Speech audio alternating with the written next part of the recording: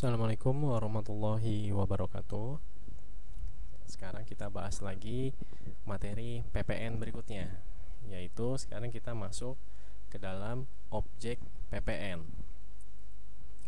Nah, kita sekarang mau bahas mengenai barang kena pajak dan jasa kena pajak atau disingkat BKP dan JKP. Kalau kita masih ingat pengertian PPN kemarin, yaitu PPN adalah pajak atas konsumsi BKP dan atau JKP di dalam daerah pabean. Nah, sekarang apa sih yang dimaksud dengan BKP dan JKP? Nah, ini ada matriks barang atau jasa di dalam undang-undang PPN untuk memudahkan kita memahami apa sih BKP dan JKP tersebut. Yang pertama kita lihat, nah di sini ada yang paling besar menggambarkan bahwa pada dasarnya seluruh barang atau jasa itu dikenakan pajak atau BKP dan JKP. Namun ada sebagian yang dikecualikan yang disebut dengan non BKP atau non JKP. Oke. Kalau dia BKP dan JKP, maka dia statusnya pasti dikenakan PPN. Namun, dia bisa mendapatkan fasilitas tidak dipungut ataupun dibebaskan. Sedangkan kalau non BKP atau non JKP, maka dia tidak kena PPN. Nah, sekarang kita lihat. Ini dia penjelasan mengenai barang kena pajak. Barang kena pajak pada intinya adalah barang. Nah, barang ini bisa berwujud. Kalau dia barang berwujud, dia sifatnya bisa bergerak, mungkin seperti kendaraan bermotor seperti itu, ataupun dia tidak bergerak, contohnya bangunan. Kemudian barang juga ada yang tidak berwujud. Contohnya apa? Contohnya ini misalnya merek, kemudian hak cipta seperti itu. Nah, itu dia termasuk barang tidak berwujud. Nah, barang kalau berdasarkan undang-undang dia dikenai PPN, berarti dia adalah BKP. Tapi kalau menurut undang-undang dia tidak dikenakan PPN, maka dia barang tidak kena pajak atau non BKP. Terdapat 4 kelompok non BKP. Yang biasa disebut dengan negative list. Itu ada 4. Yang pertama, barang hasil pertambangan dan atau hasil pengeboran yang diambil langsung dari sumbernya. Oke. Kalau dia diambil langsung dari sumbernya, berarti dia non BKP. Artinya dia tidak dikenakan PPN. Kemudian yang kedua, kelompok yang kedua yaitu barang-barang kebutuhan pokok yang dibutuhkan oleh rakyat banyak. Atau mungkin sering kita dengar istilah sembako ya. Nah, kalau barang-barang kebutuhan pokok seperti itu, dia termasuk barang tidak kena pajak atau non BKP, artinya tidak dikenakan PPN. Kemudian makanan dan minuman yang disajikan di hotel, restoran, rumah makan, warung, dan sejenisnya, serta yang diserahkan oleh usaha jasa boga atau catering. Nah, makanan minuman ini termasuk ke dalam non BKP, dia tidak dikenakan PPN. Kemudian kelompok yang keempat yaitu uang, emas batangan ya, uang, emas batangan, dan surat berharga. Ini juga non BKP sehingga tidak dikenakan PPN. Nah, non BKP hanya ada 4 kelompok ini saja. Hanya ada 4 kelompok. Disebut dengan istilah negative list. Oke. Nah, untuk memudahkan mengingatnya, maka ingat saja kaidah ini. Pada dasarnya, semua barang dapat dikenai PPN, kecuali undang-undang menetapkan sebaliknya. Yang sebaliknya ini yang mana? Sebaliknya ini ya negative list ini, yang 4 kelompok ini. Jadi kita cukup mengingat 4 kelompok ini negative list, Maka selain yang 4 ini, pasti dia termasuk ke dalam BKP, barang kena pajak, dan pasti dia dikenakan PPN. Oke, jadi cukup mengingat kaidahnya itu saja dan 4 kelompok negatif list ini. Oke, sekarang kita masuk lebih dalam ke dalam non BKP tadi. Kita mau bahas negatif listnya nih sekarang. Yang pertama, tadi kelompok pertamanya itu barang hasil pertambangan atau pengeboran yang diambil langsung dari sumbernya. Contohnya apa? Contohnya adalah minyak mentah, gas bumi, panas bumi, asbes dan seterusnya, ini banyak sekali. Batu bara yang belum diproses, kemudian biji besi, biji timah dan seterusnya. Nah, ini yang dimaksud dengan barang hasil pertambangan atau hasil pengeboran yang diambil langsung dari sumbernya. Ini semua termasuk ke dalam non BKP, tidak dikenakan PPN. Kemudian selanjutnya, barang-barang kebutuhan pokok yang dibutuhkan oleh rakyat. Apa saja barang-barang yang termasuk ke dalam kelompok ini? Yang pertama, beras, gabah, jagung, sagu. Ini kan makanan pokok ya di Indonesia ya. Makanya dia tidak dikenakan PPN. Kemudian telur, termasuk telur yang sudah dibersihkan, diasinkan, telur asin atau dikemas. Nah, ini dia tidak terutang PPN. Kemudian susu, walaupun dia sudah didinginkan atau dipanaskan, pasteurisasi dan tidak mengandung gula, bahan lainnya dikemas atau tidak. Kemudian daging, ini penjelasannya nanti bisa dibaca. Kemudian buah-buahan dan sayur-sayuran, ini semua termasuk ke dalam barang kebutuhan pokok yang dibutuhkan oleh rakyat banyak dan masuk dalam kategori non BKP. Semua ini tidak dikenakan PPN karena dia non BKP. Nah, ini contohnya di dalam kehidupan sehari-hari. Di sini ada struk belanja. Di sini ada belanja beras, ada belanja deterjen, ada belanja minuman. Kalau kita perhatikan di bawahnya, situ ada keterangan PPN dan ada non PPN. PPN dikenakan hanya atas BKP. Yang mana yang BKP itu? BKP itu ini. Dia masuk nggak? Deterjen, minuman, apakah dia termasuk ke dalam negatif list? Tidak. Berarti dia termasuk ke dalam BKP, dikenakan PPN. Atas dua barang ini dikenakan PPN. Yang non PPN apa? Lihat, di sini ada beras. Ini merek beras ya. Beras termasuk ke dalam negatif list, yaitu barang-barang kebutuhan pokok yang dibutuhkan oleh rakyat banyak. Nih, beras. Beras itu barang non BKP, tidak dikenakan PPN. Nah, makanya dia di sini ditulis non PPN, tidak terhutang PPN untuk berasnya. Jadi beras merupakan barang tidak kena pajak dan tidak dikenakan PPN. Jadi kita cukup mengingat 4 kelompok negatif list tadi saja. Oke, yang selanjutnya yang non BKP juga, yaitu makanan dan minuman yang disajikan di hotel, restoran, rumah makan, warung, dan sejenisnya.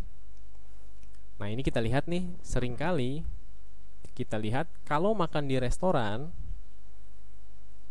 ini contohnya KFC ya. Ini contoh yang benar di KFC. Contoh yang benarnya. Di sini ditulis ini makanan semua nih. Ini makanan semua. Nah, ini item yang kena pajak restoran, tulisannya kena pajak restoran. Kemudian di bawahnya ada lagi item yang kena PPN, CD, compact disc, CD musik ya, lagu-lagu ya. Nah, untuk yang atas, yang ini dia kena pajak, tapi bukan PPN. Dia dikenakan pajak restoran yang dipungut oleh pemerintah daerah. Tarifnya sama, 10% juga ini. Makanya orang sering keliru menganggap ini sebagai PPN, padahal ini adalah pajak restoran.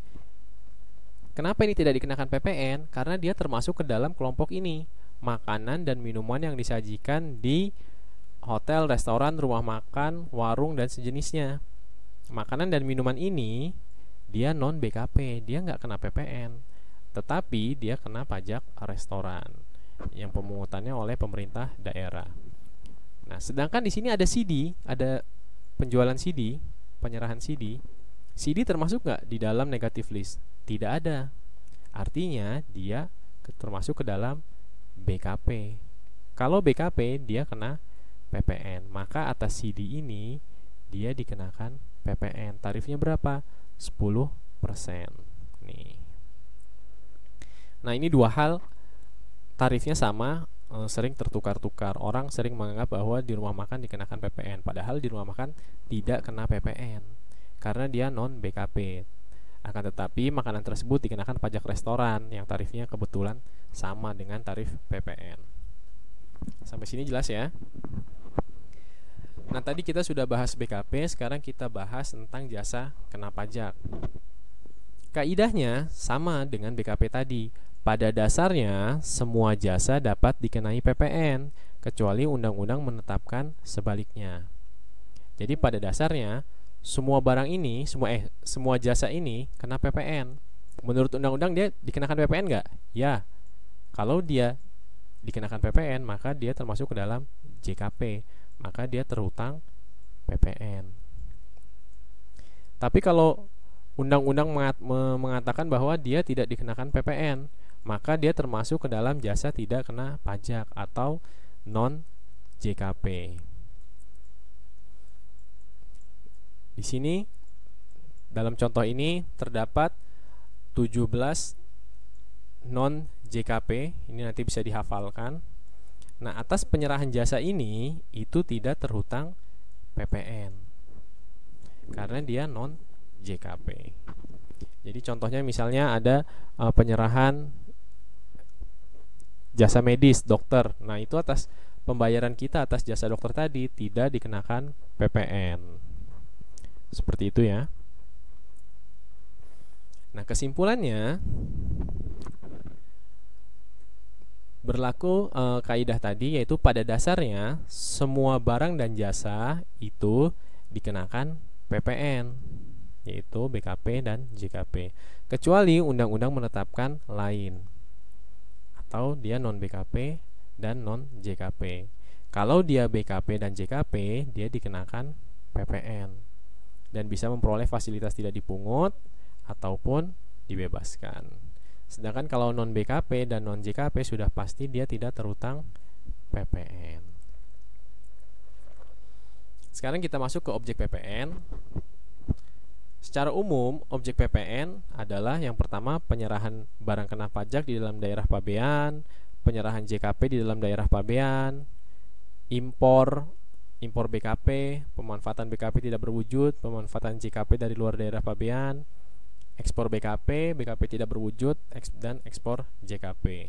Sedangkan yang khusus yaitu KMS, kegiatan membangun sendiri. Nanti kita bahas apa itu KMS. Nah, yang penting sekarang kita ingat dulu bahwa untuk KMS, kegiatan membangun sendiri yang dilakukan tidak dalam kegiatan usaha atau pekerjaan, dia terhutang PPN. Kemudian terdapat juga penyerahan BKP berupa aktiva yang menurut tujuan semula tidak untuk diperjualbelikan. Contohnya gimana? Contohnya yaitu ketika ada PKP membeli mesin kan tidak untuk dijual, tapi suatu saat karena mesinnya mungkin sudah tua, akhirnya dia jual mau ganti yang baru, maka ketika dia jual itu merupakan penyerahan BKP dan terhutang PPN. Untuk memudahkannya, kita bisa lihat gambar ini saja. Ini di video sebelum-sebelumnya sudah ditampilkan juga. Nah, objek PPN yang pertama, kelompok pertama, untuk memudahkan kita lihat ini saja. Ini ada arus barang dari luar negeri ke dalam negeri. Biasa kita kenal dengan istilah impor. Atas impor BKP terhutang PPN. Atas impor BKP terhutang PPN. Kemudian atas impor JKP dan BKP tidak berwujud, istilahnya biasanya di PPN disebut pemanfaatan ya. Kalau barang istilahnya impor nih. Tapi kalau BKP tidak berwujud atau JKP istilahnya adalah pemanfaatan BKP tidak berwujud dari luar daerah pabean. Oke. Atas impor-impor ini terhutang PPN. Kalau kemarin masih ingat, ini karena destination principle ya, konsumsi di dalam negeri. Kemudian kelompok yang kedua yaitu ekspor. Arus barang dari dalam negeri ke luar negeri. Walaupun dia dikonsumsi di luar negeri, tapi dia tetap terhutang PPN. Namun perlu diingat tarifnya 0%. Untuk ekspor, baik itu JKP, BKP tidak berwujud ataupun BKP, terhutang PPN namun tarifnya 0%. Perlu diingat. Oke, kemudian kelompok berikutnya yaitu penyerahan BKP dan JKP di dalam daerah pabean. Daerah pabean itu seluruh wilayah Indonesia. Ini sih sudah jelas ya. Kalau penyerahan BKP di Indonesia pasti terhutang PPN. Ini kelompok objek pajak secara umum. Nah, ini dia. Nih. Kalau digambarkan menjadi lebih mudah untuk mengingatnya, ini saja. Impor, ekspor, kemudian penyerahan di dalam daerah pabean di dalam negeri. Kemudian yang khusus yaitu yang pertama kegiatan membangun sendiri KMS, dan kemudian ada pasal 16D. Pasal 16D ini yang tadi yaitu penyerahan BKP berupa aktiva yang menurut tujuan semula tidak untuk diperjualbelikan. Ini kalau digambarkan seperti ini. Oke, kita bahas satu-satu ya. Yang dimaksud dengan penyerahan BKP, penyerahan barang kena pajak, yaitu yang pertama penyerahan hak karena suatu perjanjian, bisa juga perjanjian sewa beli atau leasing, kemudian penyerahan kepada pedagang perantara atau juru lelang, pemakaian sendiri dan atau pemberian cuma-cuma. Nah, pemakaian sendiri ini atau pemberian cuma-cuma ini terutang PPN ya, walaupun tidak menerima uang, mungkin tidak menerima pembayaran, namun atas pemakaian sendiri dan pemberian cuma-cuma ini dia tetap terutang PPN. Kemudian penyerahan BKP pada saat pembubaran, kemudian penyerahan dari pusat ke cabang ataupun sebaliknya, dan antara cabang yang belum melakukan pemusatan PPN. Nah, ini penyerahan antar cabang ini ataupun dari pusat ke cabang dan sebaliknya, ini terutang PPN. Kemudian penyerahan secara konsinyasi. Penyerahan secara konsinyasi walaupun mungkin pada tahap awalnya tidak terdapat pembayaran, namun dia pada saat konsinyasi dia sebenarnya sudah terutang PPN. Kemudian dalam rangka pembiayaan secara syariah. Ini pembiayaan secara syariah pun sudah terhutang PPN. Kemudian kita masuk penyerahan JKP. Apa yang dimaksud dengan penyerahan JKP? Yang pertama, pemakaian sendiri itu termasuk juga ke dalam pengertian penyerahan JKP. Dan yang kedua sudah jelas yang dimanfaatkan di dalam atau di luar daerah pabean. Ini termasuk ke dalam pengertian penyerahan JKP. Kemudian yang termasuk ke dalam pengertian ekspor JKP adalah jasa maklon, perbaikan, dan konstruksi. Ini termasuk ke dalam ekspor JKP. Nah, sekarang kita lihat untuk objek PPN yang KMS, kegiatan membangun sendiri, itu maksudnya apa sih? Kegiatan membangun sendiri itu adalah kegiatan membangun yang dilakukan tidak dalam kegiatan usaha. Artinya dia usahanya bukan membangun. Contohnya, nah seperti kita mungkin kita punya tanah atau kita punya bangunan, kita mau tambah bangunannya.